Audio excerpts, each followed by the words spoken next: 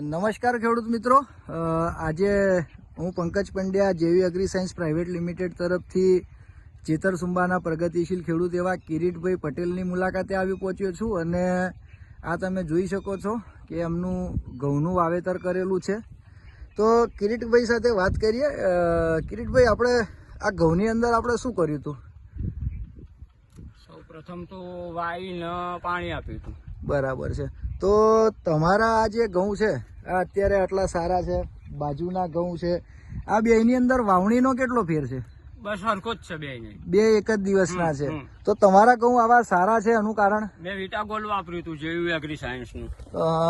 તમે આ જેવી એગ્રી સાયન્સ નું વિટા ગોલ્ડ વાપર્યું હતું ખૈડવારી ત્યારે જયારે ખૈડવારી ત્યારે? તો કઈ રીતે આપ્યું હતું એને? મેં એને યુરિયામાં મિક્સ કરીને આપ્યું હતું। કેટલા ગ્રામ પ્રમાણે વાપર્યું હતું? વીઘે 100 ગ્રામ પ્રમાણે।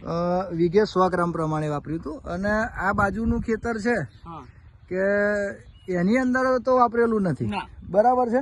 તો ખેડૂત મિત્રોનું બીજું બતાવવા માંગીશ કે આ જે પ્લાન્ટ છે એ આ ખેતરના છે અને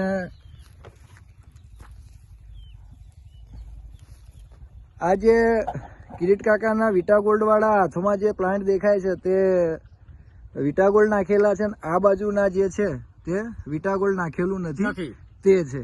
તો કિરીટ કાકા, તમને જે આપણે રેગ્યુલરલી ઝીંક કે સલ્ફર કે એ બધું વાપરતા હતા એના કરતા આનું રિઝલ્ટ કેવું લાગે? સારું, 100% સારું વિટા ગોલ્ડ નું રિઝલ્ટ। અને આજે તમે વિટા ગોલ્ડ આપ્યું એ વખતે મેં તમને કઈ યુરિયા ઓછું કરવાનું કીધું હતું, તમે જે રેગ્યુલર યુરિયા આપતા હતા એ ઓછું કર્યું હતું? હા, ઓછું કર્યું હતું। બરાબર છે। 22 કિલો પ્રમાણે તો 22 કિલો એટલે અડધી થેલી જ આપી હતી। તો ખેડૂત મિત્રોને ફરી એક વખત જણાવવાનું કે આ બાજુના જે ઘઉં છે એ તમે જોઈ શકો છો કે ભાઈ એની અંદર એ 6 છોડ છે અને આમાં આપણે 6 જ લીધા છે।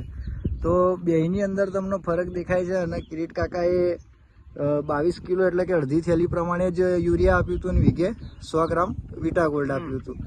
તો રિઝલ્ટ તમને સારું મળ્યું? સારું, 100% સારું। ખૂબ ખૂબ ધન્યવાદ કિરીટ કાકા।